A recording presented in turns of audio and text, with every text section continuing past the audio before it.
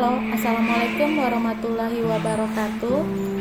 Terima kasih untuk yang sudah datang ke channel aku.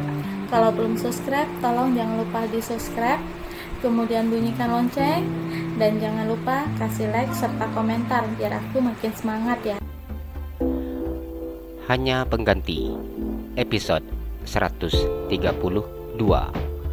diperiksa. Berliana terbangun ketika mendengar suara ribut-ribut di dalam apartemennya. Meskipun kepalanya masih terasa sakit dan juga pusing, ia tetap berhasil duduk dan keluar dari kamar. Betapa terkejutnya ketika melihat mamanya yang sedang menangis-nangis dan menolak untuk dibawa polisi. Sedangkan para wartawan sudah ramai dan masuk ke dalam apartemennya, memberikan berbagai macam pertanyaan. Ada apa ini? Melihat mamanya yang didorong seperti ini oleh pihak kepolisian, tidak bisa diterimanya. Didorongnya tubuh pria nan tegap tersebut. Kami memiliki surat perintah untuk menangkap Ibu Susi dan juga Mbak Berliana.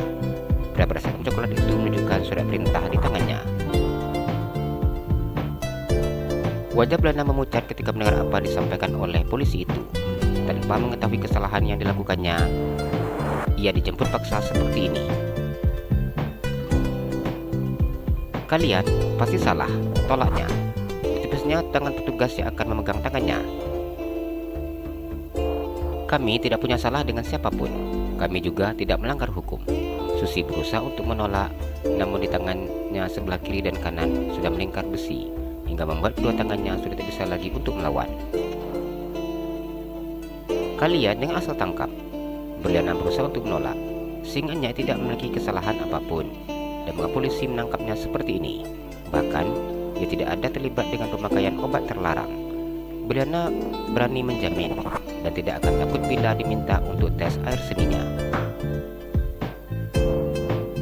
Anda bisa menjelaskannya nanti di kantor polisi, balas petugas. Aku tidak mau. Berliana menangis dan berusaha untuk menolak. Namun tubuh dan tenaganya kalah kuat dengan pria yang bertubuh tinggi dan tegap tersebut. Sebaiknya Anda menurut Mbak Berliana. Jangan sampai akan melakukan tindakan yang melebihi ini. Pria bertubuh tegap itu berkata dengan tegas. Berliana akhirnya diam dan pasrah ketika polisi itu memborgol tangannya dan membawanya. Betapa malunya ketika para wartawan dengan bebas mengambil gambarnya dan merekam semua yang terjadi saat ini. Marah, namun tidak tahu kepada siapa, sedangkan ia sendiri tidak tahu siapa yang sudah berbuat sekejam ini kepadanya. Bukan hanya sekedar wartawan yang menyaksikan mereka dijemput paksa oleh pihak kepolisian, namun juga penghuni apartemen. Di jam sore seperti ini, hampir rata-rata penghuni apartemen pulang ke apartemen mereka masing-masing, hingga menyebabkan penonton semakin ramai menyaksikan penangkapan ibu dan anak itu. Berliana naik ke atas mobil pick up polisi dan duduk di kursi panjang, sedangkan Susi duduk di sebelah putrinya. Sama seperti tersangka lainnya, ia dikawal dengan ketat. Satu orang duduk di samping Berliana dan satu orang petugas lagi duduk di samping Susi. 3 orang petugas duduk di kursi yang ada di depannya. Tidak ada satu kalimat pun yang keluar dari bibirnya, begitu juga dengan ibunya. Budak itu hanya menangis merasakan malu serta rasa takut. Mereka hanya diam dan menundukkan kepalanya. Rasanya tidak sanggup untuk melihat ke sekelilingnya. Jika seandainya penangkapan ini salah, maka Berliana bertekad untuk menuntut orang yang sudah mencoreng nama baiknya. Berliana turun dari dalam mobil bersama dengan Susi. Sungguh tidak duganya, pemburu berita mengikutinya hingga sampai ke kantor polisi. Bahkan halaman tempat mobil ini terparkir sudah penuh oleh para wartawan. Beri jalan, mohon ke tepi. Petugas meminta agar para wartawan menepi karena menghalangi jalan mereka. Petugas membawa kedua tersangkanya masuk ke dalam kantor polisi. Berliana begitu sangat takut, tidak pernah terbayangkan olehnya akan berada di kantor polisi ini. Apakah ia akan langsung diantar ke dalam tahanan? Namun dirinya tidak berani untuk bertanya kepada petugas yang saat ini sedang mengawalnya. Petugas yang membawanya berhenti di depan ruangan dan buka pintu ruangan tersebut. Silakan masuk. Anda silakan berikan informasi kepada penyelidik.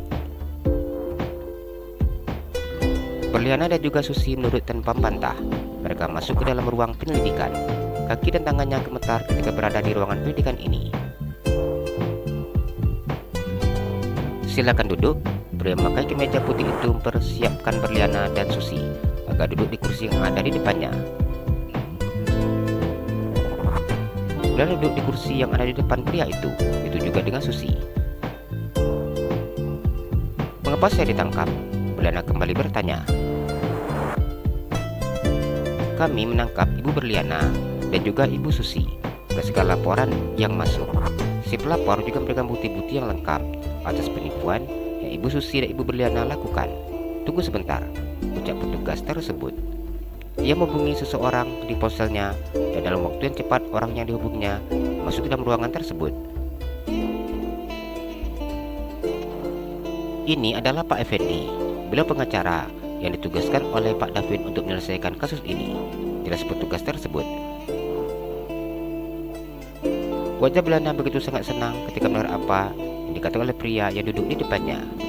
Dia tidak menyangka bahwa David sudah mengetahui permasalahan yang dihadapinya dan berikannya seorang pengacara. Selamat sore Ibu Berliana. Saya, pengacara, diminta Pak David untuk menyelesaikan permasalahan hukum yang terkait dengan Anda dan Ibu Susi.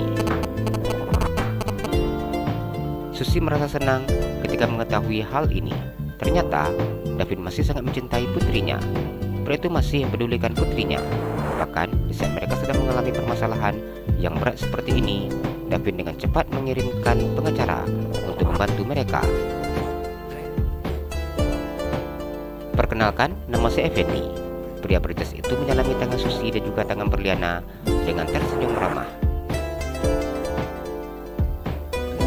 Iya, Berliana dengan tersenyum. Air mata yang tadi menetes kini berhenti seketika dan berganti dengan senyuman. Dirinya merasa begitu sangat senang. Tidak diduganya bahwa David akan menjadi pahlawan yang menyelamatkan hidupnya. Kening pengacara Effendi berkerut ketika melihat ekspresi wajah Berliana dan Susi. Pak David yang merupakan klien saya memberikan tuntutan karena Ibu Berliana dan Ibu Susi. Jatuhnya seakan mau lepas dari tempatnya ketika mendengar ucapan pria tersebut. Tubuhnya begitu amat lemas. Bahkan kepala terasa seperti ditimpa batu besar saat mendengar apa yang disampaikan oleh pengacara yang duduk di depannya. Jika saja Berliana tidak dalam keadaan duduk, mungkin tubuhnya sudah lunglai dan terjatuh. Apa maksudnya ini? Kata dengan terbata-bata. David memang mengetahui tentang penjualan rumah yang dilakukan bersama dengan mamanya. Namun Berliana sungguh tidak menduga bahwa David dengan tega melaporkannya ke polisi seperti ini.